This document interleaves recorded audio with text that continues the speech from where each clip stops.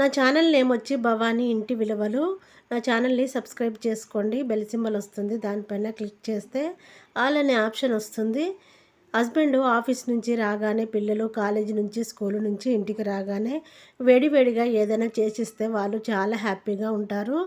ఇలా చేసి ఇవ్వండి. 1/2 కేజీ శనగపిండి, 1 స్పూను కారము, 1 స్పూను ఉప్పు, 1/2 స్పూన్ వరకు పసుపు, 1 స్పూన్ వరకు ధనియా పౌడర్, 1 స్పూన్ వరకు ఓమ, 1/2 స్పూన్ వరకు వంట సోడాని వేసి మొత్తము మిక్స్ అయ్యేలా కలుపుకోవాలి. తగినన్ని వాటర్ని వేసుకొని మంచిగా పిండిని కలిపేసుకోవాలి.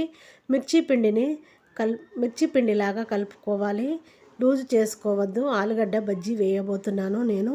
చూడండి, నా ఛానల్ని సబ్స్క్రైబ్ చేసుకోండి. నా వీడియో మొత్తము చివరి వరకు చూడండి. నేను చేసే ఆలుగడ్డ కొంచెము అల్లం వెల్లిగడ్డ పేస్ట్ వేసి మొత్తము మిక్స్ అయ్యేలా కలుపుకొని మూత పెట్టేసుకొని పక్కన పెట్టుకోవాలి. ఆలుగడ్డలు తీసుకోవాలి. మనకి ఒకటైనా రెండైనా తీసుకోవాలి.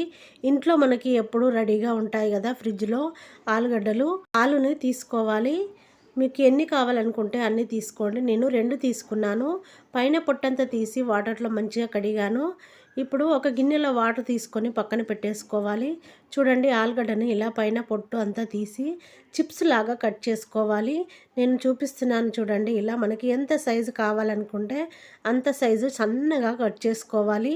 చిప్స్ లాగా సన్నగా కట్ చేసుకోవాలి. బజ్జీలు వేసుకోవడానికి చాలా బాగుంటుంది. ఆలుగడ్డ బజ్జీ మనకి నచ్చిన సైజులో సన్నగా కట్ చేసుకొని గిన్నెలో వాటర్ తీసి పెట్టుకున్నాం కదా. చూడండి, ఇలా చిప్స్ లాగా మంచిగా కట్ చేసుకొని వాటర్లో వేసేసుకొని 2 సార్లు కడగాలి. వాటర్ లేకుండా పక్కన పెట్టేసుకోవాలి. ఇప్పుడు స్టవ్ వెలిగించుకొని ఆయిల్ పెట్టేసుకొని ఆయిల్ని మంచిగా వేడి చేసుకోవాలి. చిప్స్ లాగా కట్ చేసుకొని కలిపి పెట్టుకున్న పిండిలో ఒక్కొక్కటిగా తీసుకొని పిండిని మంచిగా పట్టించి ఆయిల్లో వేసేసుకోవాలి. చూడండి, ఆలు బజ్జీ చాలా బాగుంటుంది. ఇలా వేసేసుకోవాలి ఒక్కొక్కటిగా. ఇప్పుడు ఒక్కొక్క దాన్ని తింపుకుంటూ రెడ్గా కాలనివ్వాలి. చాలా బాగుంటాయి టేస్ట్ మాత్రము. హస్బెండ్ ఆఫీస్ నుంచి రాగానే, పిల్లలు కాలేజీ స్కూల్ నుంచి వచ్చేసరికి ఇలా చేసి పెట్టండి. ఎవరైనా గెస్ట్లు వచ్చినప్పుడు కూడా చేసి పెట్టండి.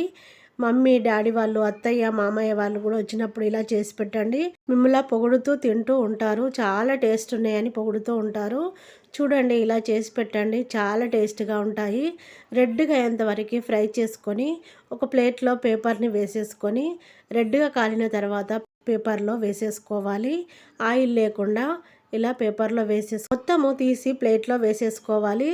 చూడండి, ఎంత బాగా వచ్చాయో ఆలు బజ్జీ. చాలా టేస్ట్గా ఉంటాయి. ఇంట్లో వాళ్ళందరూ మిమ్మల్ని పొగుడుతూ ఉంటారు. ఇలా చేసుకొని తినండి. నేను చేసిన ఆలు బజ్జీ నచ్చినట్టయితే నా వీడియోకి లైక్ కొట్టండి. ఎలా వచ్చాయో నాకు కామెంట్ చేయండి. షేర్ చేయడము మర్చిపోకండి. నా ఛానల్ని సబ్స్క్రైబ్ చేసుకోకుండా మర్చిపోకండి. నా ఛానల్ని సబ్స్క్రైబ్ చేసుకోండి. బెల్ సింబల్ వస్తుంది, దానిపైన క్లిక్ చేస్తే ఆల్ అనే ఆప్షన్ వస్తుంది. Thank you for watching. నేను మీ భవానీ. మరొక వీడియోలో మళ్ళీ కలుసుకుందాం. Bye friends.